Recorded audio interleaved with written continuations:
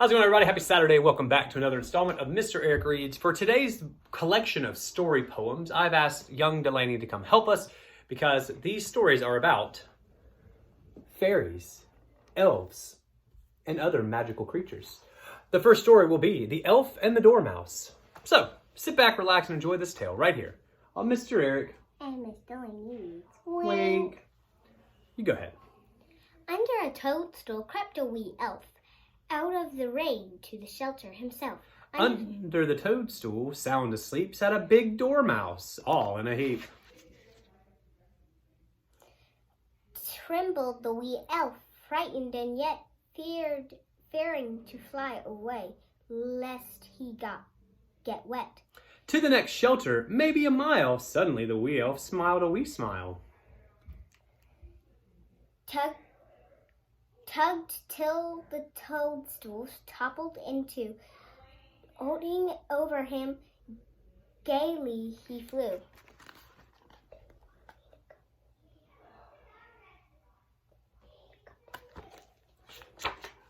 Soon he was safe home, dry as could be. Soon woke the dormouse. Good gracious me! Where is my toadstool? Loud he lamented, and that's how umbrellas first were invented. That was by Oliver Herford. Let's read another, shall we?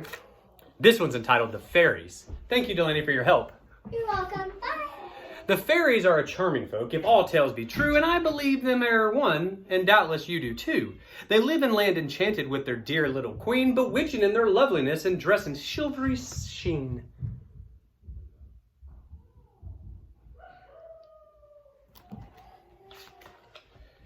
They dance in fragrant meadows and frolic half the night when the moonlight clothes the heavens in a raiment soft and white, and carpets all the dells and glens and tapestries of gold, in which are woven diamonds brighten every length and fold.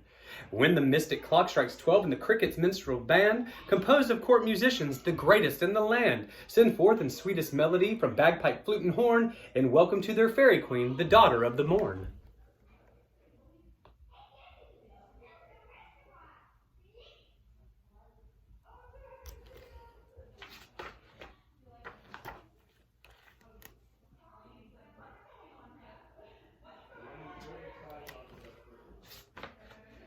Who comes with all her maidens fair to spend the night in mirth and dance until another day is ready for its birth.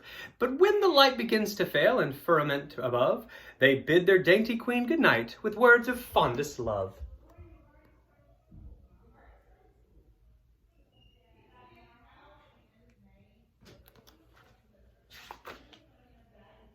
And then they climb the jeweled arch up through the Milky Way to kiss the moon and stars goodnight ere breaks the dawn of day. Then scamper down on moonbeams pale until they reach their home, ere God snuffs out the stars' soft light in heaven's matchless dome. The Fairies by John Herndon. Shall we read one more? The Butterfly's Ball. Come take up your hats and away let us haste to the butterfly's ball and the grasshopper's feast. The trumpeter gladly had summoned the crew, and the revels are now only waiting for you. On the smooth-shaven grass by the side of the wood, beneath a broad oak that for ages has stood, see the children of earth and the tenants of air for the evening's amusement together repair. And then came the beetle so blind and so black, who carried the emmet, his friend, on his back. And then there was the gnat and the dragonfly too, with all their relations, green, orange, and blue.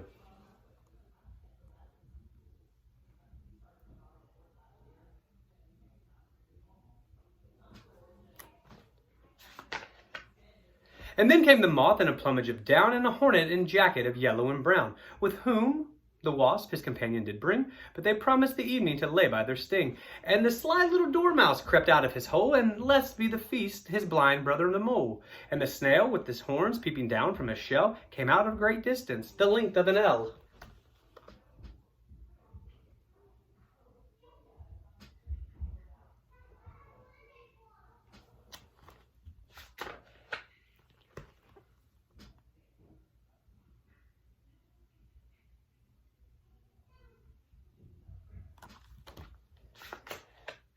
A mushroom their table, and on it was laid a water dock leaf with a tablecloth made. The viands were vivid and various, to each of their own taste, and the bees brought their honey to crown the repast. There, close on their haunches, so solemn and wise, the frog from a corner looked up to the skies, and the squirrel, well pleased such diversions to see, sat cracking his nuts overheard in the tree.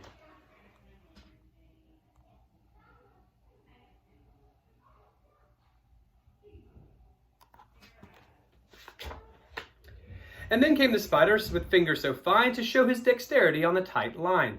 From one branch to another his cobwebs he slung, and then quick as an arrow he darted along. But just in the middle, oh, shocking to tell, from his rope in an instant poor Harlequin fell. Yet he touched not the ground, with his talons outspread, hung in the suspended in air at the end of his thread.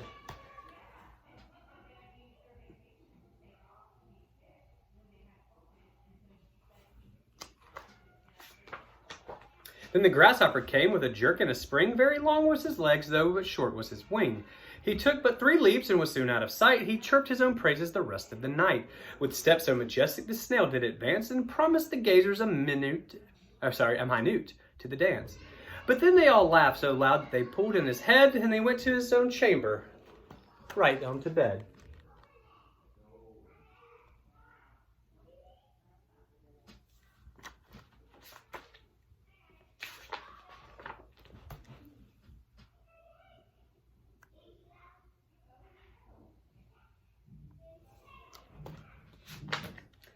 Then as evening gave way to the shadows of night, their watchman the glowworm came out with his light. Then home let us hasten, while yet we can see, for no watchman is waiting for you and for me. By William Roscoe. So that was a collection of some elf and magical fairy conversation right here on Mr. Eric Reads. Hope you guys have a great rest of your Saturday. Please stay safe and healthy. Wash your hands. Practice kindness in everything that you do.